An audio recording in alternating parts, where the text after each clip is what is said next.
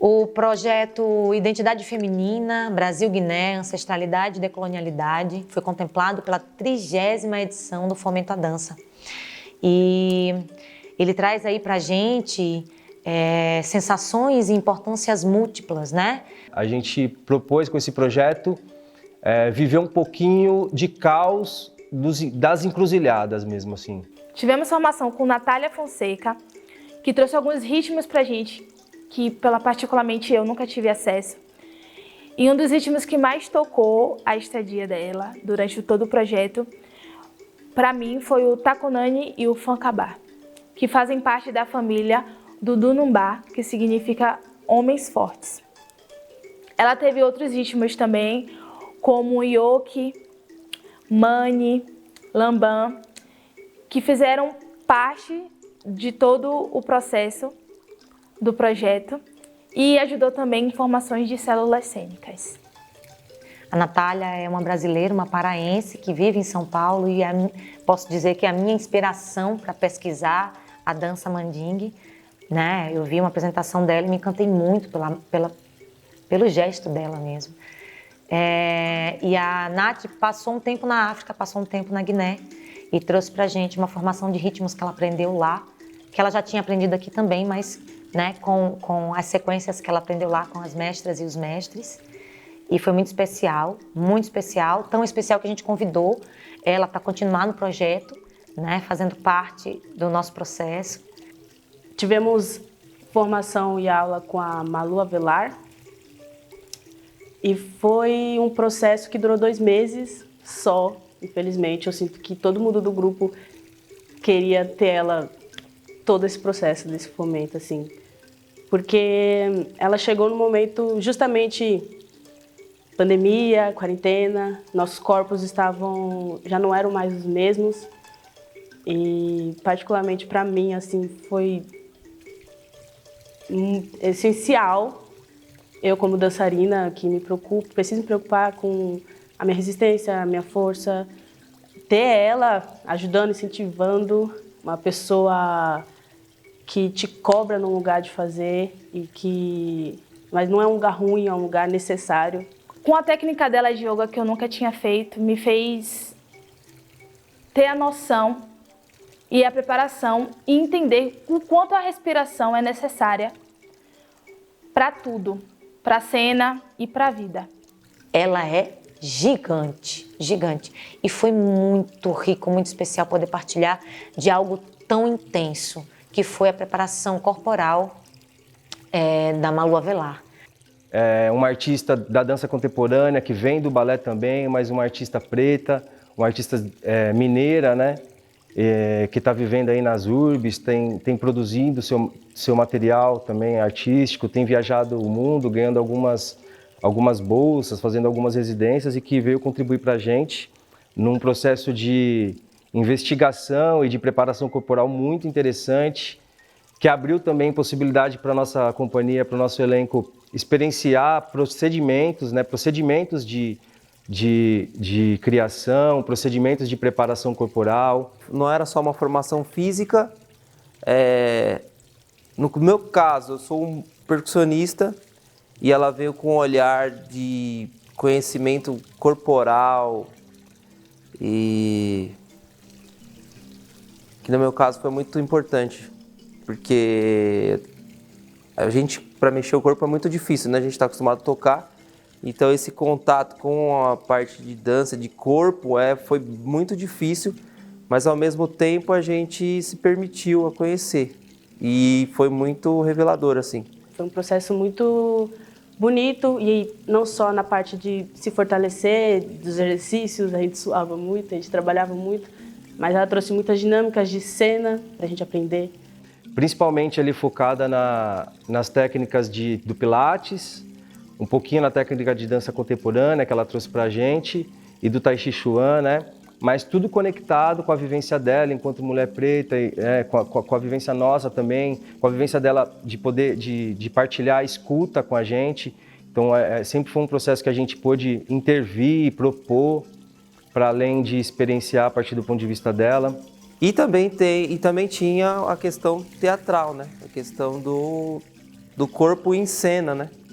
Como que a gente entrava nesse corpo, como que a gente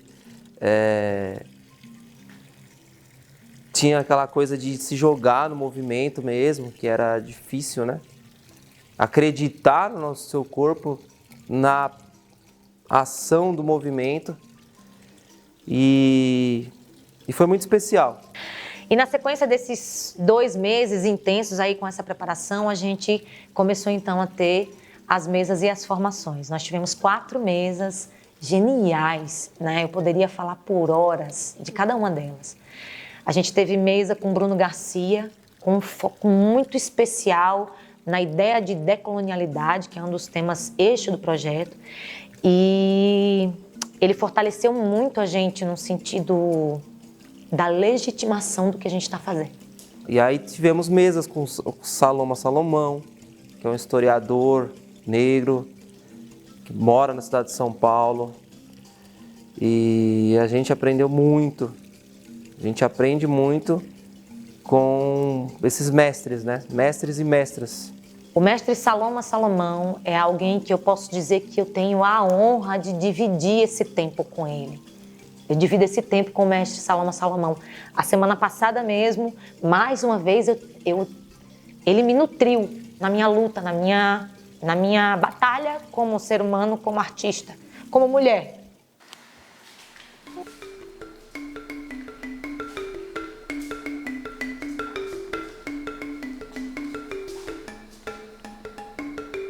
A tradição viva, Ampatebá.